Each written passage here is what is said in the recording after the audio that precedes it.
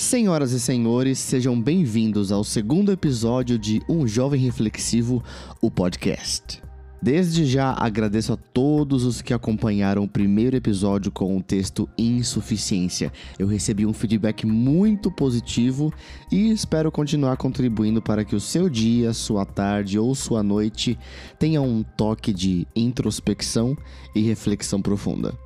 Eu usei esses termos um pouco rebuscados, mas na verdade creio que todos entenderão com mais clareza se eu disser. Espero continuar contribuindo para seus momentos aleatórios, olhando para o nada e pensando em tudo. Se você está aqui pela primeira vez, seja bem-vindo, seja bem-vinda a Um Jovem Reflexivo, o podcast. Este é um espaço em que você pode questionar à vontade e até mesmo sair satisfeito sem resposta nenhuma. Afinal, todos falam que a vida é uma viagem e não um destino. Da mesma forma, o prazer de questionar está mais no próprio ato de questionar do que em obter a resposta. Neste segundo episódio, lerei um texto que também está na antologia, intitulado A Manifestação Tácita do Menosprezo. Lembrando que o livro ainda está disponível na Amazon para quem quiser adquirir. Um Jovem Reflexivo, Antologia. O texto de hoje nos convida a adquirir um olhar mais agudo sobre como o descaso e a indiferença podem se manifestar de maneiras quase imperceptíveis, mas profundamente impactantes. A bem da verdade, este texto veio para contrapor um pouco as ideias do texto que eu li no episódio anterior, mas não totalmente, você vai entender. Após a leitura, converso mais com vocês.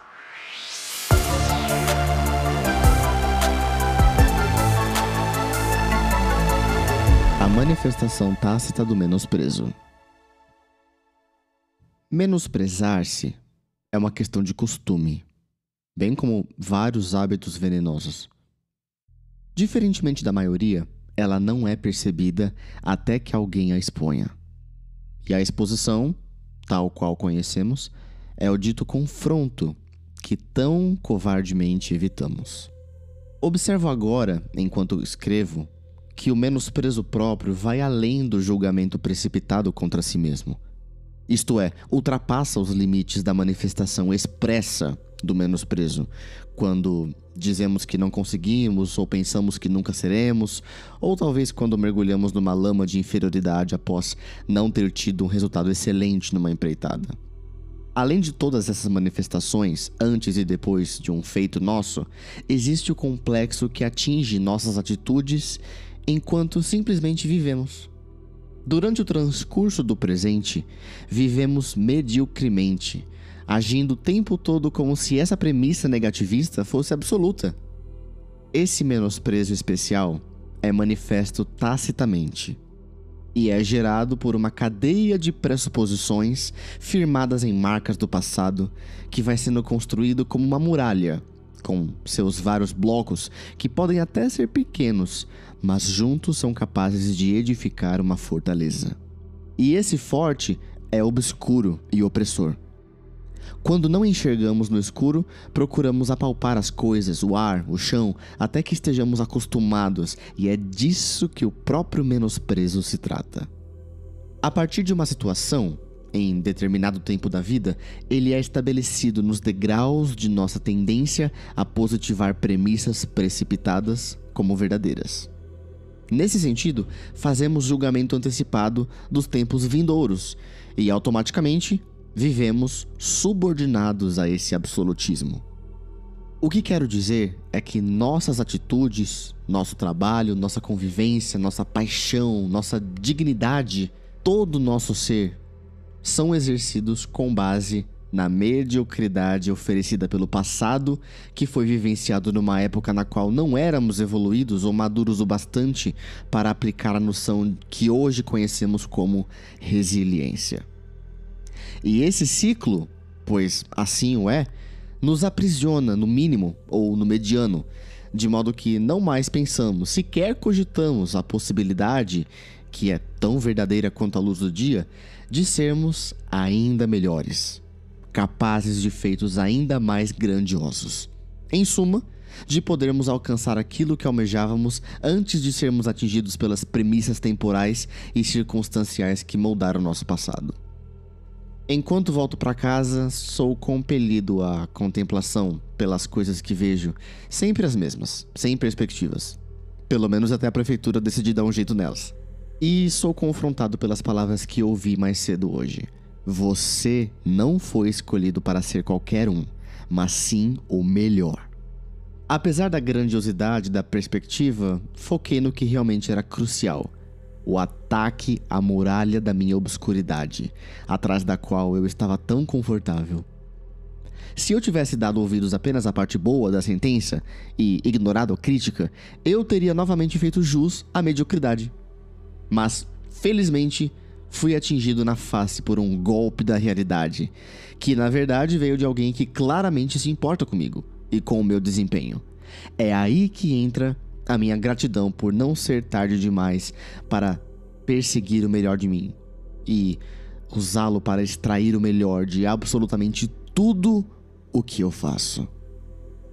Como eu disse, o menosprezo é uma questão de costume, mas a motivação, uma vez injetada na corrente moralista, faz gerar um ímpeto de emergir e, mais além, de voar e alcançar as alturas do conhecimento, tal qual nunca se experimentou. Enquanto moralmente voláteis, todo cuidado é pouco para nós, mas basta o confronto para levantar o ser humano e tirá-lo da miséria na qual ele sempre achou que morreria.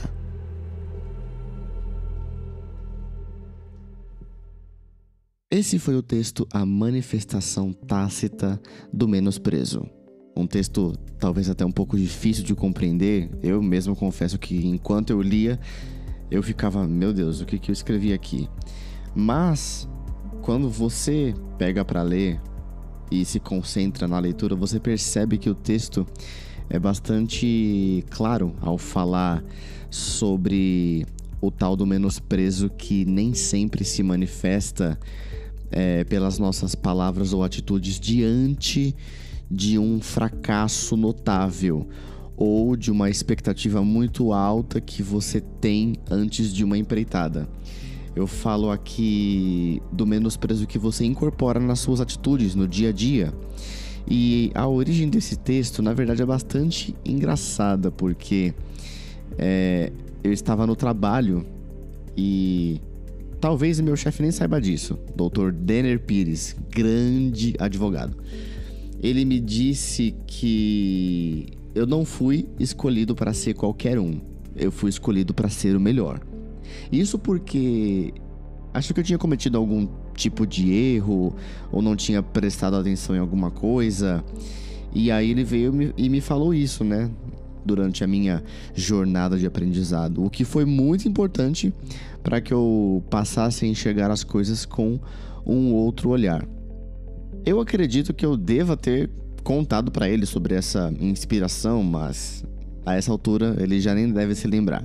Mas enfim, eu acabei não colocando essa dedicatória no texto, pois achei que talvez não seria tão proveitoso, por assim dizer. Talvez ficasse um tom meio esquisito se eu colocasse, inspirado por algo que meu chefe me disse. Há quem diria que eu estivesse me utilizando de algum tipo de bajulação. Enfim, isso não é mais relevante a essa altura.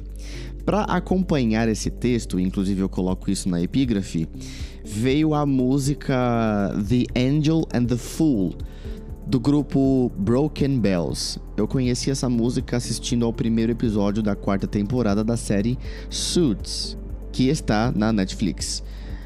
Talvez todos conheçam pela pronúncia Suits, que é uma pronúncia incorreta, mas enfim. Foi até engraçado porque quando eu entrei no escritório, o Dr. Denner vivia dizendo: é obrigatório você assistir a essa série se você quiser continuar trabalhando aqui. E eu, ingênuo de tudo, claro, no fundo eu sabia que era uma brincadeira, mas como eu ainda era bastante ingênuo, eu falei, não, melhor assistir se eu quiser pelo menos ficar inteirado nas piadas internas que ocorrem. Enfim, muita coisa, uma série boa até certo ponto, mas voltemos ao texto. É interessante notar que nem todas as nossas características, sobretudo as ruins, não são o resultado de momentos pontuais da nossa vida. Ou seja, elas vêm de muito tempo, de uma construção que é feita gradativamente e começou lá no passado com algumas crenças que nós temos, talvez muito sutilmente incorporamos na nossa vida algum pensamento negativista, ou somos impactados por alguma circunstância X ou Y que muda a nossa perspectiva, e aí passamos a viver mesmo sem perceber debaixo dessa perspectiva. E aí nossas atitudes começam a refletir esse modo de pensar, o tal do mindset, né? Não quero ser corporativo aqui, mas eu acho que essa palavra se encaixa muito bem. Ou seja, se eu vivo cercado por pessoas que não se importam em viver com toda a intensidade, em quaisquer aspectos que seja, no trabalho, com a família, ou talvez até mesmo consigo mesmo, sabe? Para se promover algum tipo de lazer, algum momento de conexão com Deus, com a família, com os amigos, com a sua própria vida, com o seu eu, sabe? Você começa a incorporar esses traços de mediocridade. A mediocridade, ela não pode ser sempre interpretada como aquela coisa pejorativa, sabe? Super, hiper negativista. Mas sim como de alguém que vive sempre na média, sem perspectiva de altos ou baixos, sabe? Alguém que está sempre estável, como se não tivesse mais emoção alguma no viver ou no fazer aquilo que faz, entende? E o contraponto que eu faço com o texto anterior é justamente esse, o de que naquele texto, o simplesmente viver ao seu próprio modo, valorizando a si mesmo, às vezes pode ser interpretado de uma forma um tanto medianista, vou usar esse neologismo aqui, como se fosse algo simplista demais, porque o mundo hoje, além de exigir que você seja melhor a cada dia, também incentiva que você seja melhor a cada dia. E são duas coisas diferentes, o exigir e o incentivar. E nós temos sido muito desincentivados a viver sempre buscando melhoria, sabe? E uma coisa interessante, e eu tenho que fazer essa menção aqui, e novamente eu volto para o aspecto do trabalho. Nós passamos em uma das nossas reuniões um dos vídeos do Mário Sérgio Cortella falando sobre a mediocridade e a excelência. E o fato de você ser excelente não quer dizer que você tenha que trabalhar 84 horas por dia, sem condições, trabalhar de graça, coisa e tal. Mas é você fazer o melhor que você consegue usando o que você tem, enquanto você não tem condições melhores de fazer melhor ainda. E quando você vive na mediocridade, você simplesmente não faz tudo o que você podia fazer. Então, você vive sempre com o alvo na obrigação. De modo que a excelência é justamente o contrário, a obrigação é o ponto de partida. Inclusive, um desses vídeos foi passado hoje, na reunião de hoje, sexta-feira, 1º de agosto, que foi o lançamento do primeiro episódio.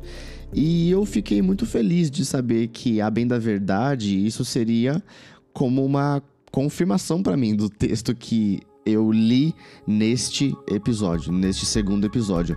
Porque, a bem da verdade, eu já tinha programado que seria esse texto, para fazer uma contraposição com o primeiro. Então, ele não faz uma contraposição total, porque, obviamente, nós temos que valorizar quem somos e o nosso lugar no mundo. E nesse texto, eu faço, na verdade, uma complementação, dizendo que você precisa viver com o máximo que você puder.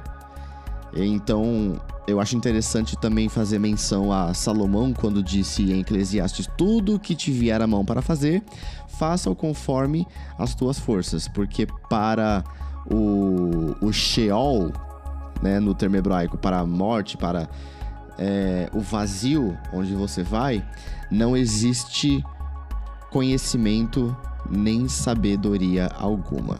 é o trecho que está no livro de Eclesiastes, capítulo 9, verso 10. O que eu quero dizer aqui é que é possível viver com intensidade tendo equilíbrio, sem ser emocionado. Ou seja, você pode entregar tudo de si, tanto para os outros, na medida em que você se solidariza, na medida em que você ama, quanto para si mesmo. Porque, afinal de contas, conforme eu disse no texto anterior, você precisa valorizar a si mesmo e o seu lugar no mundo. E então você precisa ter, obviamente, a sua rotina de autocuidado, de busca por conhecimento, sabe? De ser melhor, de fato. E quando você percebe que está vivendo mediocremente e se põe a pensar de onde surgiu esse modo de viver, aí você entende que tudo é uma construção gradativa. E aí você começa a construir uma nova história para si mesmo, visando a excelência. Esse foi o segundo episódio de Um Jovem Reflexivo, o podcast com o texto A Manifestação Tácita do Menosprezo, que é um convite a olharmos para dentro e identificar as crenças que construímos ao longo do tempo e que nos fazem viver mediocremente. Se você gostou, eu te convido a seguir esse podcast no Spotify ou no YouTube, em quaisquer plataformas que esteja disponível, a Amazon, Apple, e continue a se deliciar com as nuances da nossa existência. Na próxima sexta-feira eu volto com mais uma reflexão profunda para te fazer ficar olhando para o nada e pensando em tudo. Até breve.